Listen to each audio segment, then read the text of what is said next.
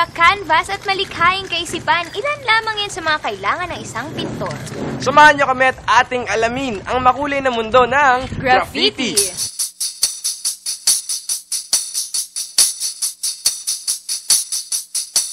Para sa akin, graffiti instead sa gallery.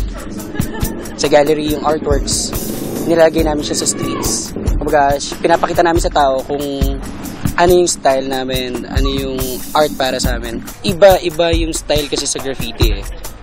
Iba-iba yung style ng bawat artist.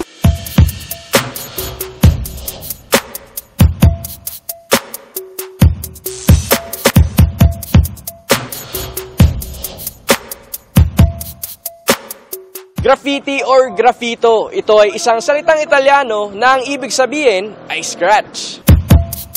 Nag-umpisa ang Pilipinas Streetland sa isang katuwaan lang ng mga magkakaibigan na nagsishare ng same passion sa paglagay ng art sa streets. Tapos doon na rin kami sumali. So naging isang sticker exhibit lang siya. Naging magandang at successful na event. Kaya naging patuloy na rin siyang umusbong sa street scene.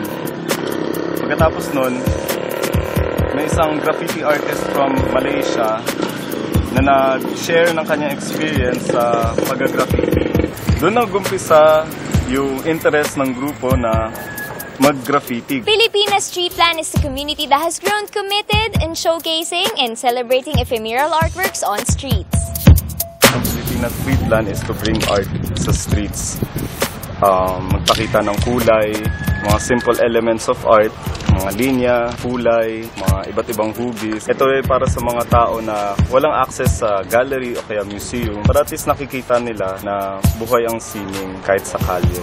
Ang kauna-unang graffiti shop ay binuksan sa Russia sa Tver City noong 1992. Ang mga artwork na ito ay gawa ni Bansky, isang pseudonymous England graffiti artist. Si Bansky ay hinirang na isa sa mga kilalang graffiti artist noong 1980s. Tumatak sa publiko ang kanyang mga artwork na patungkol sa politika at social commentary. Nakikita ang graffiti sa mga lansangan. Usually, hip-hop ang concept ng mga ganitong artwork.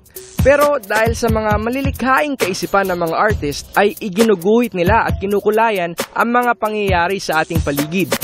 Minsan ay ito ang kanilang paraan para iparating ang kanilang mga saloobin. Gumagamit kami ng spray paint. Tapos may ibang artist din, gumagamit sila ng specific na caps. Yun yung kung gusto mo makapal yung buga ng spray paint mo or manipis. Yun. Depende kung paano mo siya i-render. Pero gumagamit din kami, kunyari, kailangan namin mag-buff or mag-base muna. Gamit kami ng latex paint. Yung mga nakakaya. At hindi natin palalagpasin ang pagkakataon because Sir Jude will teach us how to paint as graffiti artists.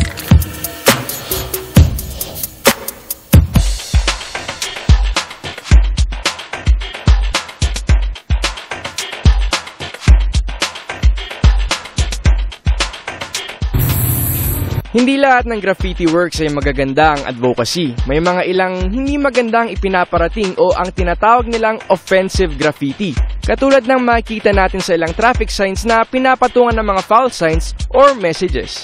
Huwag niyong ilimit ang creativity niyo sa canvas or sa papel. Pwede niyo rin mag-explore dahil ang art naman ay exploratory. So pag naglakad lang kayo sa labas, may makikita na kayong kahit hindi napapansin ng publiko ay pwede na siyang gawing sining. Sana nagustuhan niyo ang aming stories this week. Kaya naman guys, samahan niyo kami ulit next week for more young and cool features. Kung meron kayong feedback, comments, and suggestions, please email us at tribe.net25@gmail.com. And don't forget, add us on Facebook, follow us on Twitter, and subscribe to our YouTube channel. Till next Saturday! Tribe!